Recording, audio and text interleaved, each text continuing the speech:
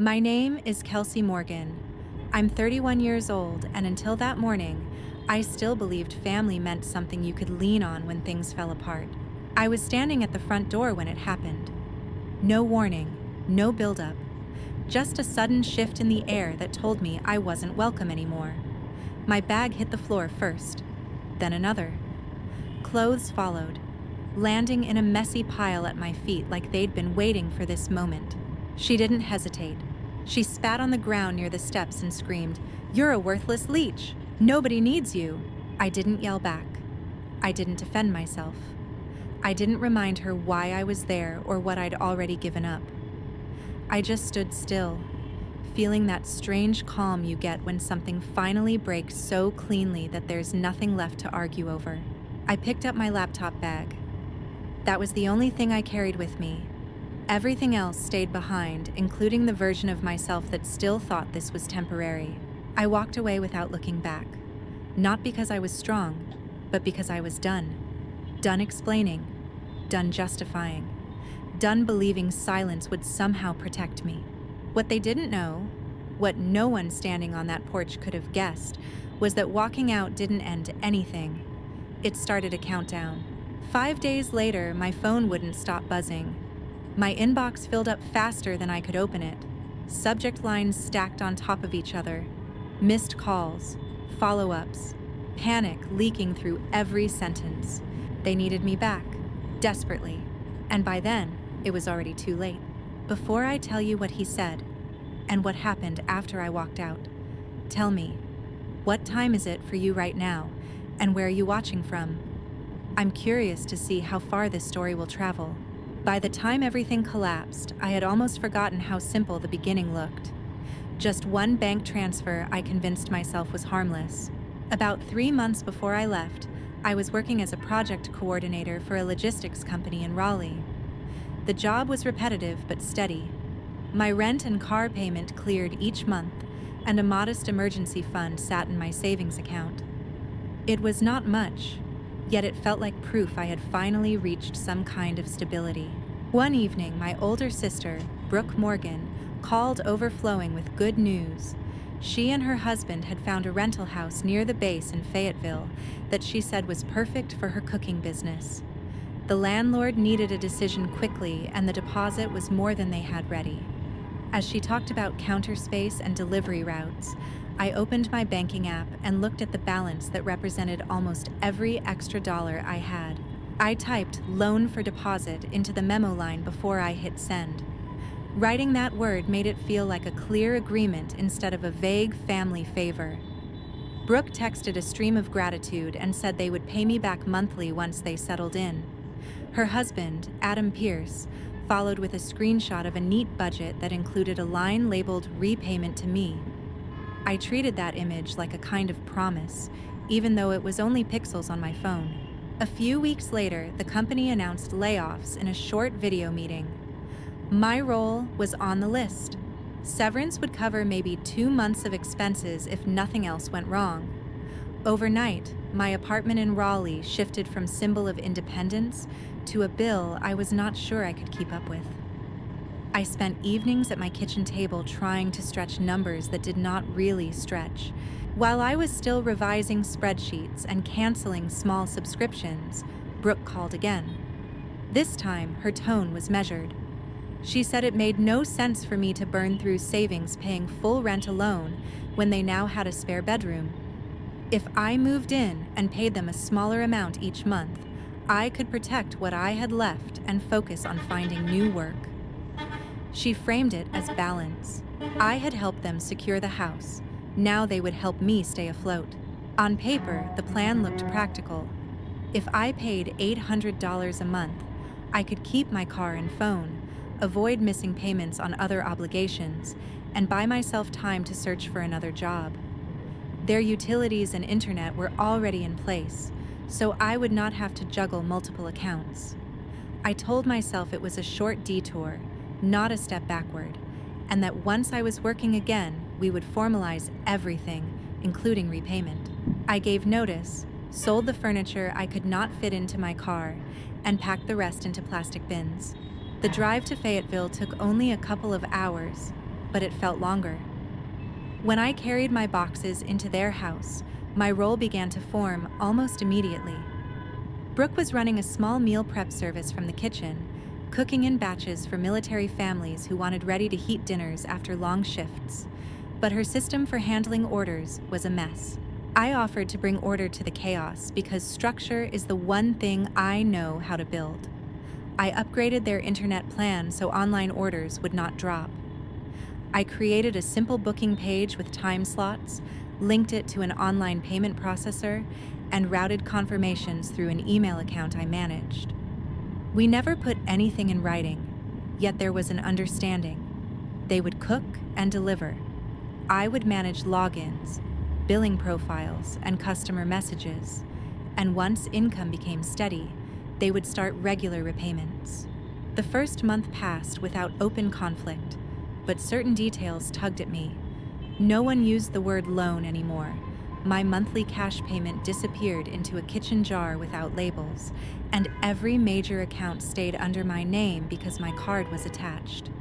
Each time uneasiness surfaced, I told myself we would straighten it out later and push the feeling aside.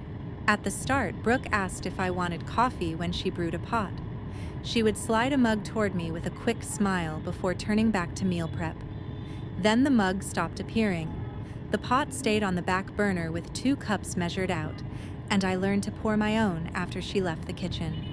It was not cruel, just deliberate. Conversation followed the same pattern.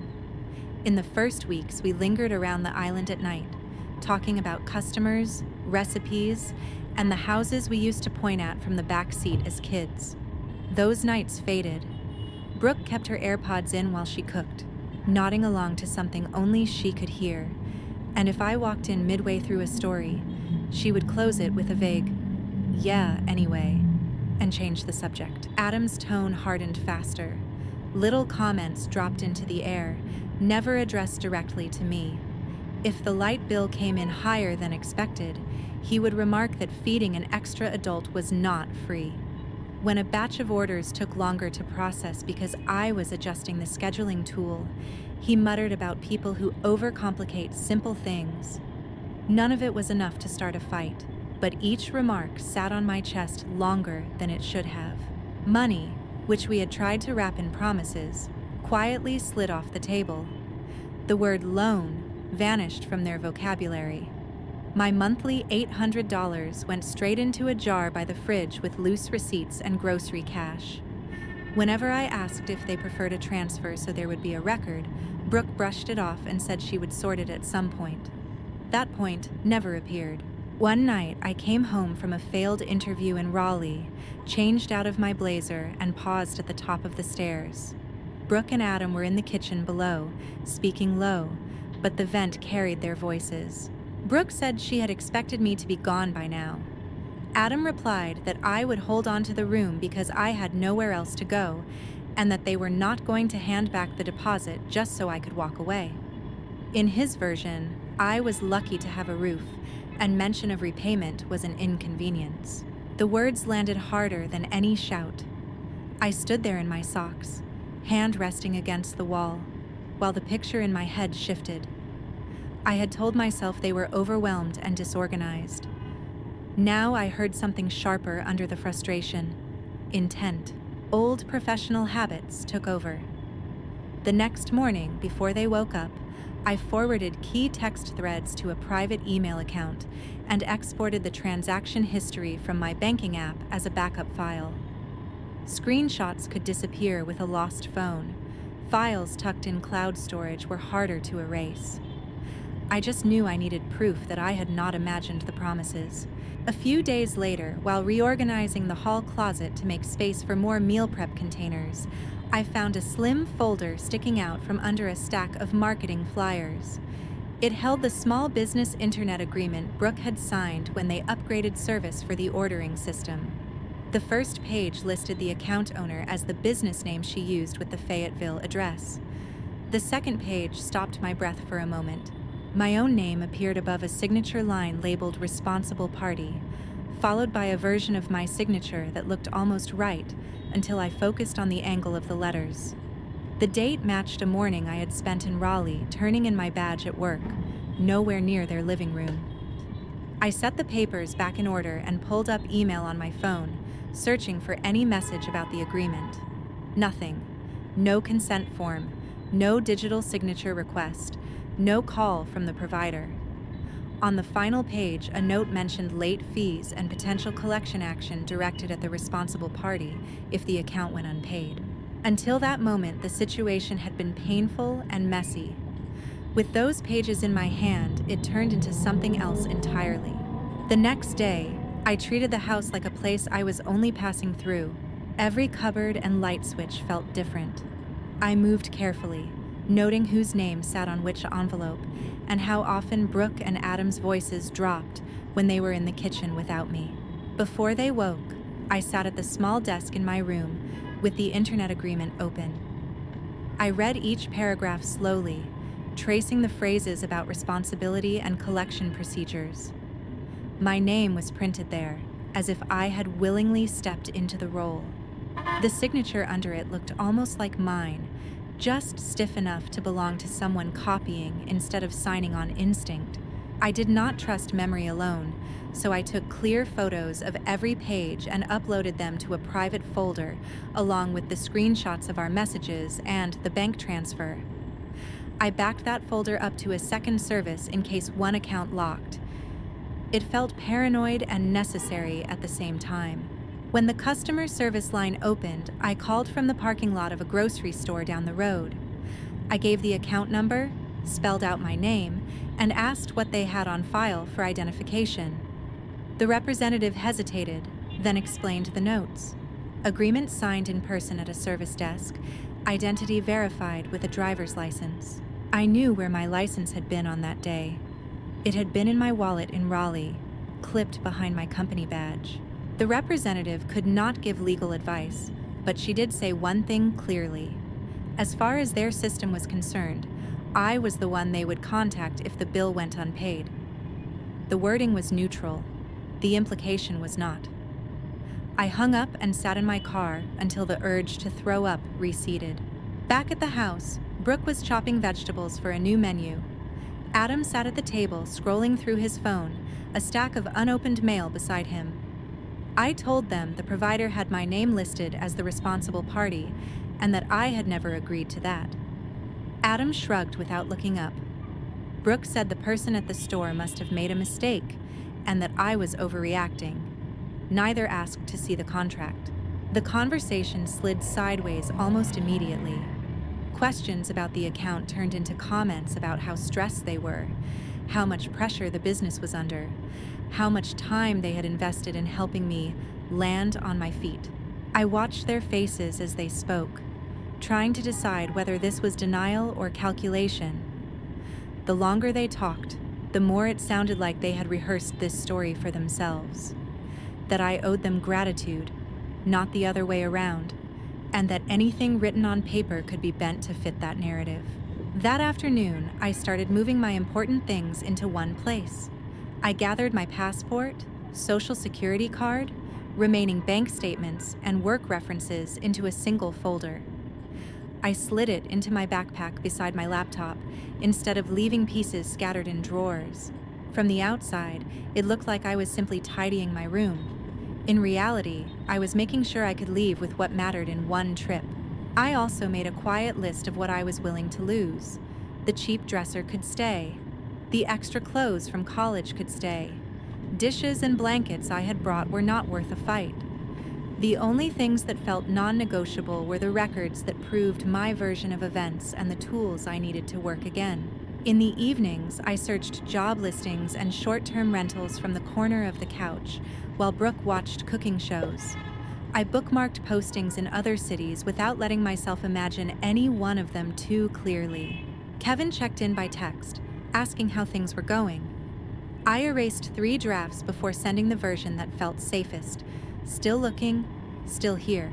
By the end of that week, my life in the house fit into 2 bags and a folder I kept within reach. I did not announce what I was doing. I just stopped making myself smaller to fit the version of me they had built in their heads. The breaking point came on an ordinary weekday morning.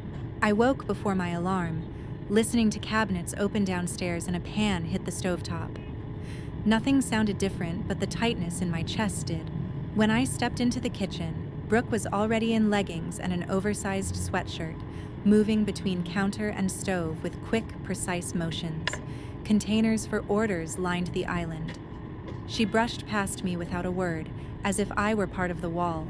I poured coffee, took a slice of bread, and kept to one corner. Adam wandered in barefoot, phone in hand. He flipped through the mail until he found the utility bill and dropped it onto the table. "This is higher again," he said at the paper. "Lights, Wi-Fi, everything running all day. Nothing here is free." Brooke's shoulders tightened. She set a pan down harder than she needed to. The air shifted toward accusation. I said, as evenly as I could, that I had been paying $800 every month and that we still needed to correct the account with my name on it before late fees touched my credit. I mentioned the contract I had found and the fact that I had never signed it. Brooke finally looked at me. She said I was blowing a clerical issue out of proportion and that if living there made me this unhappy, no one was forcing me to stay. There was nothing soft in her voice. It sounded like a landlord speaking to a tenant. Adam added that they had opened their home when I lost my job, that they were carrying the rent and the stress of the business, and that bringing up the deposit made me sound ungrateful. The word ungrateful rubbed against every screenshot and transfer note I had stored. Something in me went quiet. In their version, I realized I was already the problem. I set my mug in the sink, rinsed it, and told them I would not stay tied to an account I had never agreed to, and would not accept being treated like a burden. They would need to call the provider themselves and put their own names where mine appeared. The argument jumped from there. Brooke's voice climbed, fast and sharp, every sentence about how much pressure she was under and how my presence disrupted her routine. Adam folded his arms and started listing small grievances. Long showers, laundry cycles, space in the fridge. I did not raise my voice. I did not rehash the loan or repeat details. I said that if this was how they felt, I would not stand in their way. Brooke moved first. She walked down the hall, flung open the closet in my room, and grabbed my bags. Clothes tumbled across the entry. Shoes bounced down the front steps. By the time I reached the doorway, a scattered pile of my things lay on the concrete. Brooke stood in the open frame, breathing hard. She called me a leech, said nobody needed me, and told me I could leave if I did not like the arrangement. The words did not break me. They organized everything. I walked past her, picked up my laptop bag and the folder of documents I had prepared, and carried them to my car. Everything else could stay. From the driver's seat, I texted Kevin and asked if his offer for a couch still stood. His reply came almost immediately with his address near the base and a simple instruction to come over. An hour later, my 2 bags and that folder were stacked in the corner of his small living room. He pressed a spare key into my hand and did not ask for details. That night, I turned my phone face down on the coffee table and switched off notifications. Messages arrived. At first, they were short demands for keys, logins, and access. Then they stretched into paragraphs about everything they had supposedly done for me and what I owed them. I created an email folder with Brooke's name on it and dragged each new message there without answering. By the 5th morning, I opened my inbox and saw 50 unread emails waiting, all tied to the house I had just left and the systems they no longer controlled. The next step started on a quiet morning when Kevin had already left for work, and the apartment felt borrowed but safe. When I opened my email, subject lines stacked in a messy column. Urgent. Call me now. This is on you. Some were from Brooke's account, others from a shared address for orders. I scrolled without answering. Anger filled the first dozen. The rest sounded like panic. Customers were not getting confirmations. Payments were hanging in limbo. Delivery schedules had fallen apart. Underneath the complaints, Brooke repeated one demand in different words.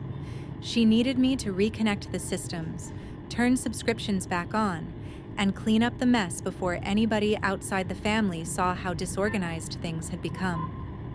Every sentence leaned on the idea that I was responsible, that walking away had broken something that supposedly belonged to all of us equally. I read each paragraph with the contract in mind. The agreement did not mention shared responsibility. It named one party, and on paper, that party was me. Instead of replying, I searched for the nearest branch of the bank that had handled my transfer.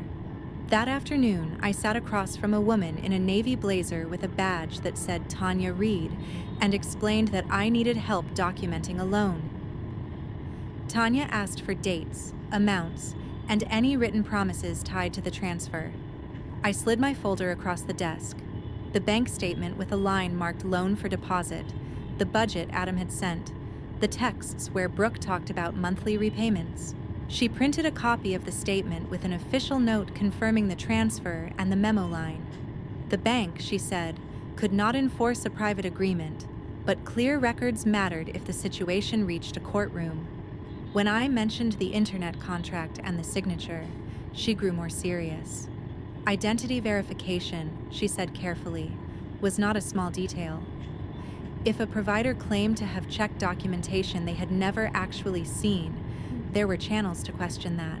Walking out of the branch, I felt something I had not felt since the layoff. The sense that the facts were lined up beside me. That evening, Uncle Douglas Hart called.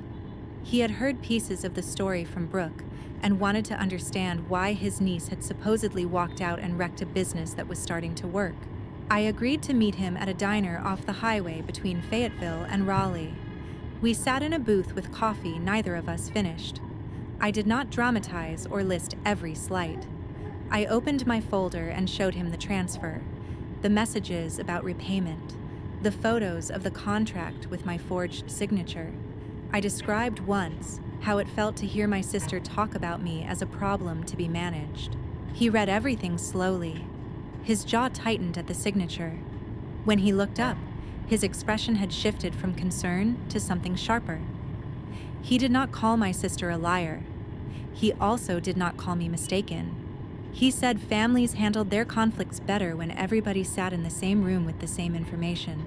On his suggestion, we set a time for what he called a conversation, not a confrontation. Brooke and Adam agreed to come if it meant clearing the air. I did not answer their messages directly. I let Douglas handle the details and kept my replies short. Meanwhile, the consequences I had stepped back from started landing where they belonged.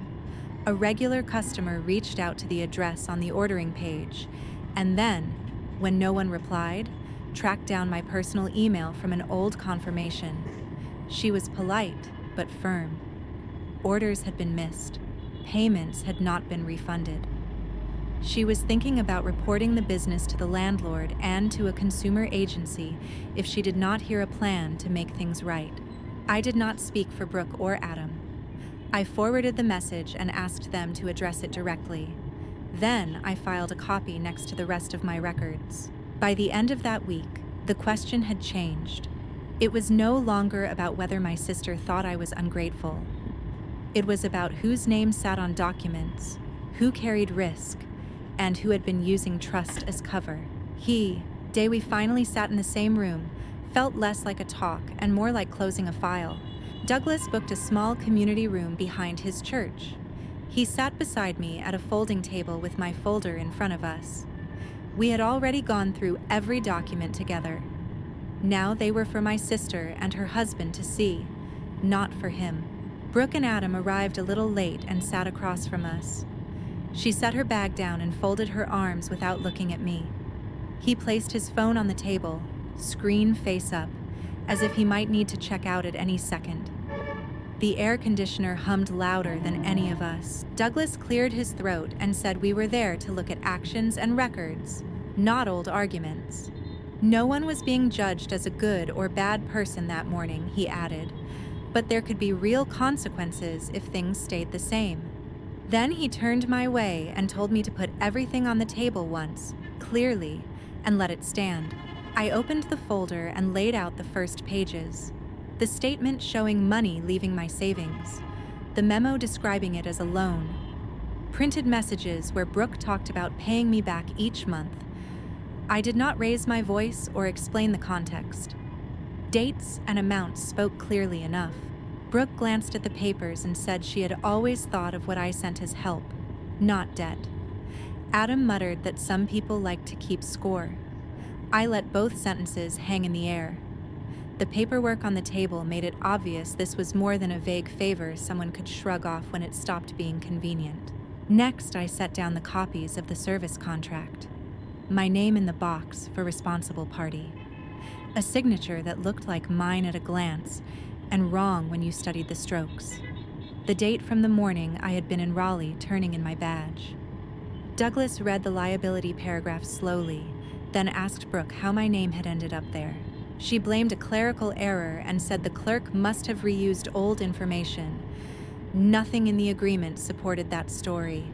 It showed a single in-person signing checked against identification that had never left my wallet. I did not argue with her explanation. I just said I would not carry legal or financial responsibility for any of their accounts, and that, from that day on, anything about repayment or contracts would go through my attorney instead of my inbox. Adam finally looked straight at me and asked if I really wanted to pull family into court over what he called confusion. I thought of the porch, my clothes on the concrete, that word leech hanging in the air, and told him I wanted to protect myself. If that meant certain relationships did not survive, then they had already ended the day my name went on papers I never saw. There was no shouting. Douglas closed the folder, said he had heard enough, and walked us to the door. We left without hugging or promising to talk later. I carried my records back to Kevin's apartment and slid them into my bag. They felt less like proof of what had happened to me, and more like tools to keep it from happening again. After that, everything moved in quiet, practical steps. My attorney sent a demand letter with a simple schedule for paying back what I had transferred. When Brooke and Adam ignored it, he filed in small claims court.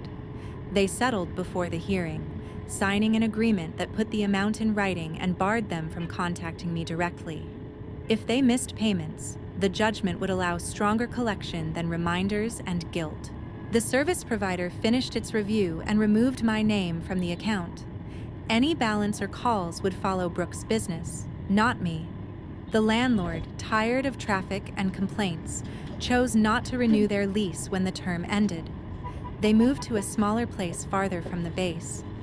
I heard a brief version of that from a cousin and decided I did not need more detail. I stayed on Kevin's couch just long enough to sign a lease for a small studio back in Raleigh. On move-in day, he helped carry 2 bags and 1 box of documents up a narrow staircase, wished me luck, and drove home.